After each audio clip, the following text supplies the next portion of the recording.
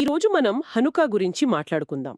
చాలా మందికి ఈ పండగ అనగానే గుర్తొచ్చేది ఆ 8 రోజుల పాటు నూనె అద్భుతంగా వెలగడం. అవును. అది అందరికీ తెలిసిన కథ. కానీ మన దగ్గరున్న బేట్ ఇస్రాయిల్ ఇంటర్నేషనల్ అలాగే గడ్డి ఎఫ్రాయిం నోట్స్ ప్రకారం అసలు కథ ఇంకా చాలా లోతైనది. ఖచ్చితంగా. ఇది కేవలం నూనె గురించి కాదు. ఇది ఆహ్, ఆత్మ యొక్క మెనోరాను తిరిగి ప్రతిష్ఠించడం గురించి. ఆశ్చర్యంగా ఈ కథ మెక్కబీ యోధుల కంటే ముందే మొదలవుతుందంటున్నారు. హన్నా అనే ఒక తల్లి, ఆమె 7 కుమారులతో. ఇక్కడే అసలు విషయం దాగి ఉందన్నమాట. మీరు చెప్పింది చాలా ముఖ్యమైన పాయింట్. ఈ నోట్స్ ప్రకారం హన్నా కథే హనుకాకు పునాది. అంటే మనకు కనిపించేది సైనికులు గెలిచిన యుద్ధం. అవును. కాని ఆ విజయానికి కారణమైన అదృశ్యమైన ఆధ్యాత్మిక అగ్ని అది హన్నా విశ్వాసమే. అంటే ఒక తాత్వికమైన కోణం ఉందంటున్నారు. అవును. హన్నాని బినా లేదా వివేకానికి ప్రతీకగా చెబుతారు. మరి ఆమె 7 కుమారులు, వాళ్ళు ఆత్మ మెనోర యొక్క 7 కొమ్మలన్నమాట. 7 కుమారులు మెనోరా యొక్క 7 కొమ్మల. ఇది వినడానికి చాలా కొత్తగా ఉంది. దీన్ని కొంచెం విడమరిచి చెప్తారా? తప్పకుండా. అంటే ఉదాహరణకు మొదటి కొడుకు కెసెడ్ను సూచిస్తాడు. కెసెడ్ అంటే ప్రేమ, దయ లాంటిదా? సరిగ్గాదే. దేవుని ఏకత్వాన్ని ప్రకటిస్తూ అతను ప్రాణాలర్పిస్తాడు. అది విశ్వం పట్ల దేవునికున్న అపారమైన ప్రేమకు ప్రతీక. ఓ అలాగా.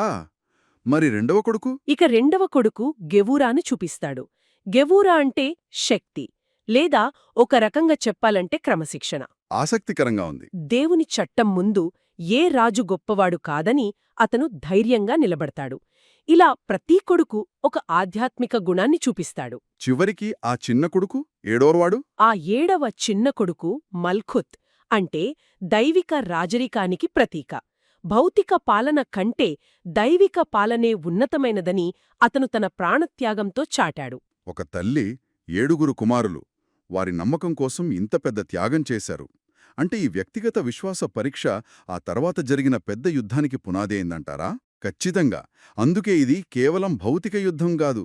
ఇది ఒక మేధోయుద్ధం. మేధోయుద్ధమా? అవును. ఈ నోట్స్ ప్రకారం గ్రీకులు ప్రతిపాదించిన కాంతి, అది బాహ్య సౌందర్యం, మానవ మేధస్సుపై ఆధారపడింది. వాళ్ల దృష్టిలో పవిత్రత లేని కళ కూడా విలువైనదే. హ్మ్. కాని హన్నా ప్రతిపాదించిన కాంతి వేరు. అది దైవికమైనది, అంతర్గతమైనది. ఆమె తన కొడుకుతో పాలకుడికి కాదు సృష్టికర్తకు భయపడు అని చెప్పినప్పుడు ఆ మాటలో గ్రీకుల తర్కానికి అందని ఒక సత్యముంది. ఆ అంతర్గత విజయమే అసలు గెలుపుకు నాంది. ఇక్కడే ఈ నోట్స్ ఇంకో ఊహించని విషయాన్ని చెబుతున్నాయి. మనం సరదాగా ఆడే డ్రైడల్ ఆట వస్తువుకి విమోచనకు సంబంధముందని. ఇది నమ్మశక్యంగా లేదు. నిజమే. అది చాలా గూఢమైన విషయం.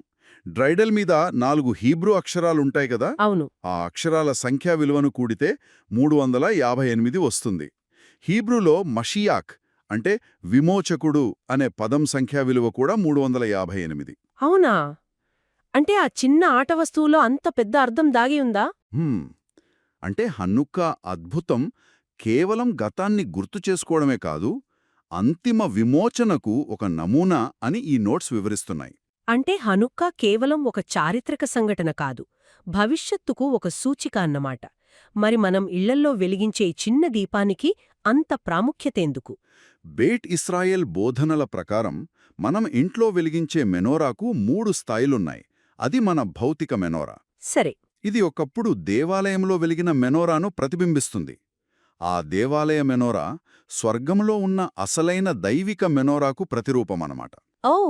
ఆ పైనున్న కాంతి కిందికి ప్రవహించి సృష్టిలోని 70 వాస్తవిక పార్శ్వాల గుండా ప్రకాశిస్తుందని అంటారు.